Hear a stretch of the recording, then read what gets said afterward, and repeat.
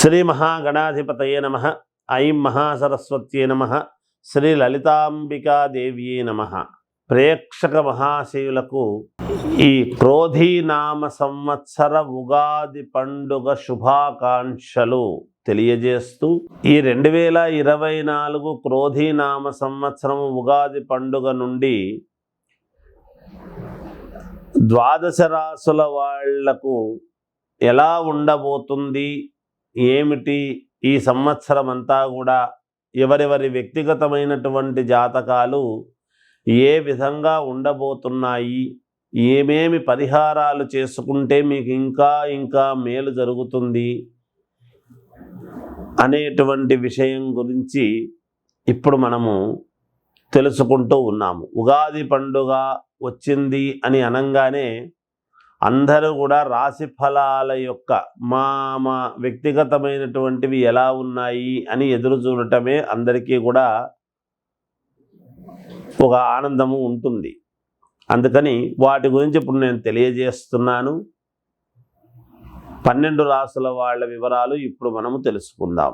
ధనుస్సు రాశి మూలా నక్షత్రము 4 పాదాలు, పూర్వాషాఢ నక్షత్రము 4 పాదాలు, ఉత్తరాషాఢ నక్షత్రం 1వ పాదం కలిస్తే ధనుస్సు రాశి అవుతుంది. ఆదాయం 11, వ్యయం 5, రాజపూజ్యత 7, అగౌరవము 1. ఈ రాశి వారికి, ధనుస్సు రాశి వారికి ఈ సంవత్సరము చాలా అంటే చాలా బాగుంది అని నేను చెప్తున్నాను. సంపదలు వస్తాయి, అభివృద్ధి జరుగుతుంది. మీరు ఇన్నాళ్ల నుంచి నాకు అభివృద్ధి లేదు అనుకునేటువంటి వాళ్లకు అభివృద్ధి అనేటువంటిది జరుగుతుంది గాక. ధనలాభం అనేటువంటిది ఉంటుంది.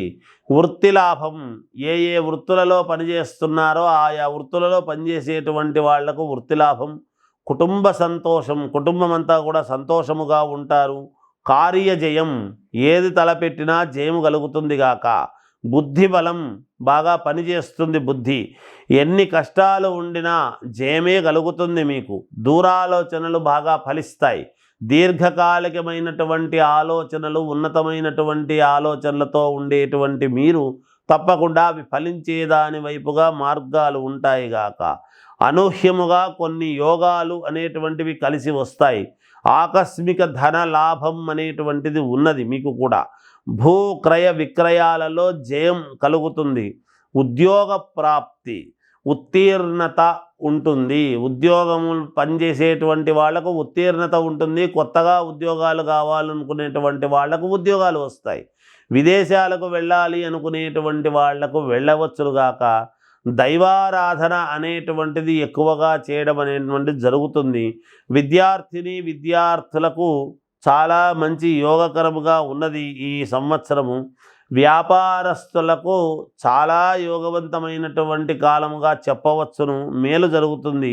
సినిమా రంగములో ఉండేటువంటి వాళ్లకు కూడా కొన్ని యోగవంతమైనటువంటి నిర్ణయాలు తీసుకొని మంచి సినిమాలు చేయడము కానీ లేదా ప్రశంసలు పొందడము కానీ ఇలాంటివి జరిగేటువంటి విధానముగా ఉన్నది. మెడల్స్ కూడా సాధిస్తారు గాక. రాజకీయములో ఉండేటువంటి వాళ్లకు విపరీత రాజయోగం అనేటువంటిది ఉంది.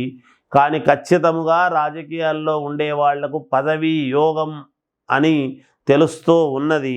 ఏది ఏమైనా వ్యక్తిగతమైనటువంటి జాతకాలను చూసుకొని ఈ లాభాలన్నీ కూడా పొందుతారు అని తెలియజేస్తున్నాను.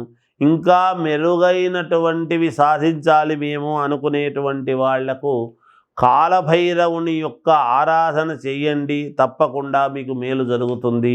జయోస్తు. క్రోధీనామ సంవత్సరం అంటే ఏమిటి అంటే, ఈ సంవత్సరము పేరులో మామూలుగా క్రోధి అనంగానే అంతా క్రోధము అనేటువంటిది కోపము అనుకుంటాము. అది ఉంటుంది, వాస్తవమే. క్రోధము ఉంటుంది, కోపము ఉంటుంది. కోపాగ్ని, క్రోధాగ్ని అంటాం మనం. అంటే కొన్ని చోట్ల అగ్ని కీలలు అనేటువంటివి కూడా రావటము జరుగుతుంది అనేటువంటిది కూడా ఉంటుంది. కానీ మరి ఓం ప్రథమములోనే మనం ఈ మాట చెప్పుకుంటున్నామే అంటే మరి పేరును బట్టే కదా జరుగుతుంది ఏదైనా. అయితే అగ్ని, క్రోధాగ్ని అనంగానే మనకేమనిపిస్తుంది అంటే అబ్బా ఎలా ఉంటుందో ఏమో ఈ సంవత్సరం అనుకుంటాం. పైగా మంగళవారము, కుజుడు ప్రాధాన్యత, కుజుడు రాజైనాడు ఈ సంవత్సరం.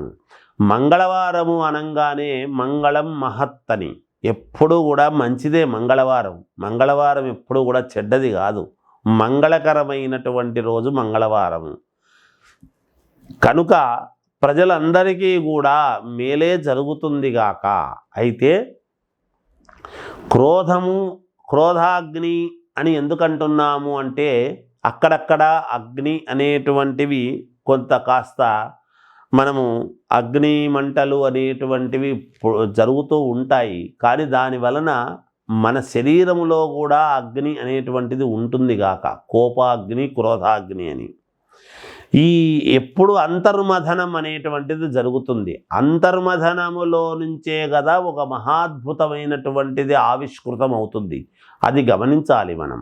అందుకని ప్రజలు ఎవరూ కూడా ఆందోళన చెందాల్సినటువంటి పనేమీ లేదు. కుజుడు రాజైనటువంటి దాని వలన ఏమిటయ్యా లాభం అంటే, భూములకు చాలా విలువ పెరుగుతుంది, రుణాలు బాగా చేస్తారు, అప్పులు చేస్తారు, కానీ అప్పులు తీర్చుకుంటారు కూడా. మరి అప్పు తీరాలంటే కూడా ధనమే కదా రావాలి. మరి దానికి కూడా మరి కుజుడు అనుకూలించాలిగా.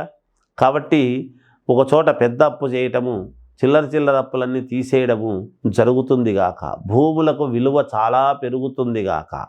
అంతేకాకుండా ఎర్రటి ధాన్యానికి మంచి గిరాకీ విలువ పెరుగుతుంది.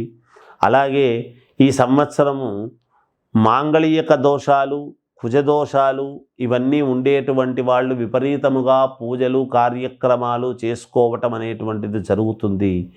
ఈ సంవత్సరము కుజుడికి ప్రాధాన్యత అంటే సుబ్రహ్మణ్యేశ్వర స్వామికి ప్రాధాన్యత అనేది మనము గమనించాలి. సుబ్రహ్మణ్యేశ్వర స్వామికి ప్రాధాన్యత అంటే ఏమిటి అంటే, సంతానాన్ని ఇవ్వవలసినటువంటి వాడు కూడా సుబ్రహ్మణ్యేశ్వర స్వామి. వివాహము కావాలి అంటే కుజుడి యొక్క ప్రభావమే.